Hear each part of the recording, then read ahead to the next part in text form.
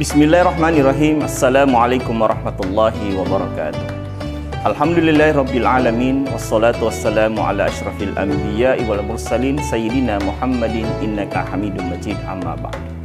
Para pemirsa dakwah Sulsel yang dimuliakan Allah Subhanahu wa taala, bulan Ramadan selain disebut sebagai Syahrul Syam atau bulan puasa, disebut juga oleh para ulama sebagai Syahrul Quran, bulan Al-Quran. Disebabkan karena di bulan Ramadan Allah Subhanahu wa taala menurunkan Al-Qur'an. A'udzubillahi minasyaitonir rajim.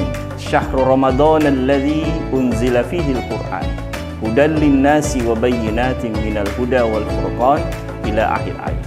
Bulan Ramadan adalah bulan yang di dalamnya diturunkan Al-Qur'an.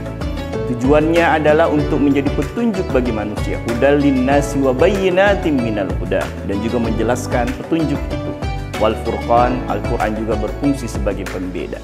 Jadi Allah menurunkan Al-Quran di bulan Ramadan untuk seluruh manusia. Itu tujuannya pertama sebagai petunjuk, agar orang-orang yang hidup di bumi ini atau di kehidupan dunia ini, hidupnya terarah sesuai dengan jalan yang disyariatkan oleh Allah Subhanahu wa ta'ala.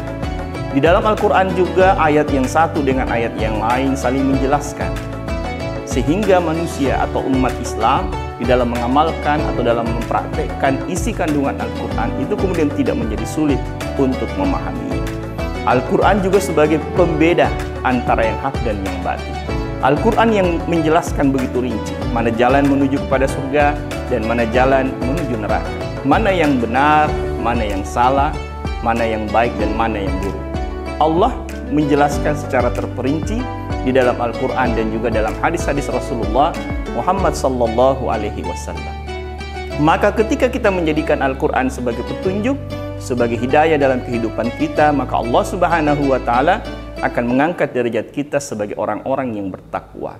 Namun tentunya Al-Quran yang diamalkan dalam kehidupan keseharian kita bukanlah sebahagian dan sebahagiannya saja, bukanlah dipilih berdasarkan keinginan dan hawa nafsu kita, tapi Al-Quran itu dijalankan dan diamalkan dalam kehidupan keseharian itu secara kafah, secara totalitas. Karena Allah Subhanahu wa ta'ala kemudian mencela orang-orang yang mengimani sebagian isi Alkitab dan kemudian mengingkari sebagiannya.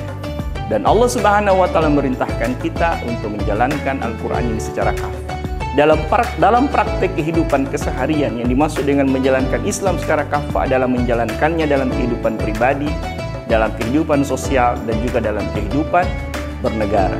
Maka Al-Quran ini menjelaskan secara rinci, mulai dari perkara-perkara manusia yang sifatnya pribadi, perkara-perkara muamalah, dan juga perkara-perkara yang bersifat sistem dalam mengatur negara, baik itu dalam negeri maupun di luar negeri.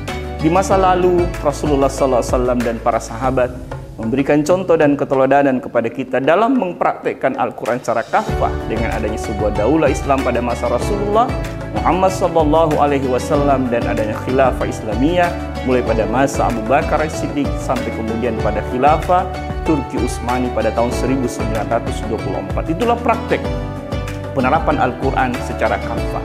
Dan orang-orang yang mengamalkan ini sekali lagi akan terangkat derajatnya menjadi orang-orang yang bertakwa, dan orang-orang yang bertakwa ini di akhirat nanti oleh Allah Subhanahu wa ta'ala akan dimasukkan ke dalam surga yang luasnya seluas langit dan bumi.